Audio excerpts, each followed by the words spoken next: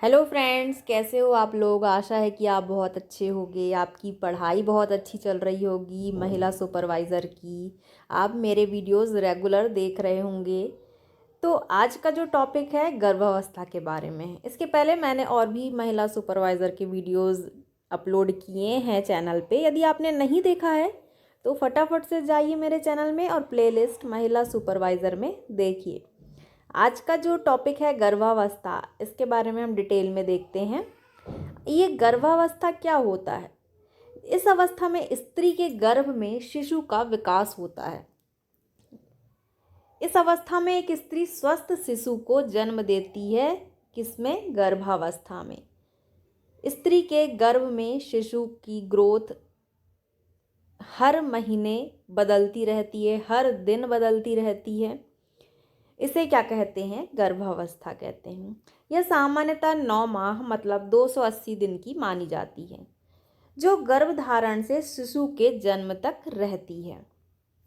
इस अवस्था में शिशु का पोषण माँ के पोषण पर निर्भर करता है, मतलब जो माँ आहार लेती है वही आहार शिशु को मिलता है आहार नली के द्वारा। अतः गर्भवती महिलाओं को पोषण पर विशेष ध्यान दिया जाना चाहिए, क्योंकि बच्चे की ग्रोथ किस पे डिपेंड करती है?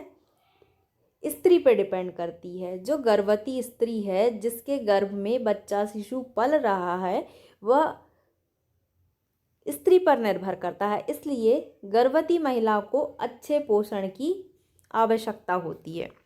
इसलिए गर्भवती स्त्री को 300 कैलोरी एक्स्ट्रा एनर्जी की ज़रूरत पड़ती है। और जो धात्री महिलाएं हैं, मतलब जो स्तनपान कराती हैं महिलाएं, उन्हें 1 से 6 महीने तक 550 एक्स्ट्रा कैलोरी की ज़रूरत पड़ती है।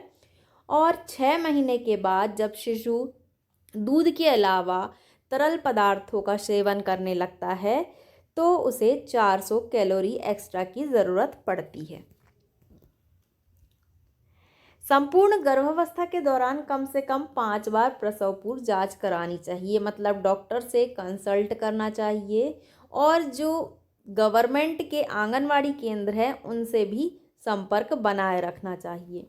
आयरन और फॉलिक एसिड की कम से कम 100 गोलियों का सेवन गर्भावस्था के दौरान ज़रूर से ज़रूर करना चाहिए। इससे बच्चे की ग्रोथ पे नहीं तो असर होता है यदि सेवन नहीं किया जाता तो। गर्भावस्था के दौरान 1 माह के अंदर से टेटनस के 2 टीके लगवाए जाते हैं। और भरपूर पौष्टिक आहार लें। मैंने जैसे आपको पहले बताया कि जो शिशु है वो किस पे निर्भर है? माँ पे निर्भर है। जो गर्भवती महिला है उस पे निर्भर है। तो किससे अच्छे पोषण की आवश्यकता है? गर्भवती महिला को पोषण की आवश्यकता है। गर्भावस्था में प्रोटीन, विटामिन, लवण आदि की अधिक आवश्यकता होती है। संपूर्ण जो गर्भकाल है, गर्भधान की अवस्था है, वह उसका विकास के अध्ययन की सुविधा की दृष्टि से देखें तो उसे 3 भागों में विभाजित किया गया है। सबसे पहली है बीजावस्था, मतलब जब बीज बनता है, भ्रूण बनता है, उस अवस्था को बोलते हैं बीजावस्था। गर्भधान से जो 2 सप्ताह तक की मानी जाती है। कब से? गर्भधान से 2 सप्ताह तक की मानी जाती है। जब एग और स्पर्म फर्टाइल होते हैं उसे क्या कहा जाता है? बीजावस्था। भ्रूणावस्था होती है, इसे तीसरे सप्ताह से दूसरे माह तक माना जाता है, जब भ्रूण बन जाता है। और अंतिम है गर्भावस्था, जो तीसरे महीने से जन्म तक होती है, बच्चे के जन्म तक। गर्भावस्था में गर्भवती स्त्री के आहार पोषण में बहुत सारी चीज़ों की आवश्यकता होती है, जैसे कैलोरीज, लौह तत्व, आयोडीन, प्रोटीन, कैल्शियम और विटामिन। इन सभी पोषक तत्वों को भरपूर मात्रा में गर्भवती महिला को दिया जाना चाहिए। आंगनवाड़ी केंद्र में भी गवर्नमेंट की तरफ से दलिया और बहुत सारे मीठे चीज़ें दी जाती है, जो गर्भवती महिला को खाना अनिवार्य है। उससे बहुत ही अच्छा पोषण मिलता है। गर्भवती महिलाओं हेतु योजनाएं हैं जो मध्य प्रदेश द्वारा चलाई जा रही हैं। जननी सुरक्षा योजना, जननी शिशु सुरक्षा योजना, इंदिरा गांधी मातृत्व सहयोग योजना, मातृत्व लाभ संबोधन अधिनियम, राजीव गांधी किशोर सशक्तिकरण योजना, जिसे सबला योजना भी कहते हैं। मध्य प्रदेश में महिलाओं से संबंधित अब कार्यक्रम देखते हैं। लालिमा अभियान, सुपोषण अभियान, मंगल दिवसों का आयोजन। धात्री महिलाएं क्या होती है? जो दूध पिलाने वाली, स्तनपान कराने वाली माताएं हैं, उन्हें क्या कहा जाता है? धात्री माताएं कहा जाता है। धात्री अवस्था कहा जाता है उस अवस्था को। माँ का दूध शिशु के लिए 6 माह तक अनिवार्य होता है और सबसे सर्वोत्तम होता है। 6 माह तक शिशु को माँ का दूध ही देना चाहिए। और जो धात्री अवस्था में अतिरिक्त 700 कैलोरी की आवश्यकता होती है। जो स्तनपान कराने वाली महिलाएं, उन्हें अतिरिक्त 700 कैलोरी की आवश्यकता होती है। शुरू के 2 से 3 दिन के दूध से बच्चे के लिए अत्यंत लाभदायक होता है। इसे क्या कहा जाता है? कोलेस्ट्रम कहा जाता है। जो 2 से 3 दिन का शुरुआती माता का दूध रहता है, उसे कोलेस्ट्रम कहा जाता है, जो बच्चे को सभी बीमारियों से बचाता है। धात्री अवस्था में धात्री का विशेष रूप से ध्यान रखना चाहिए।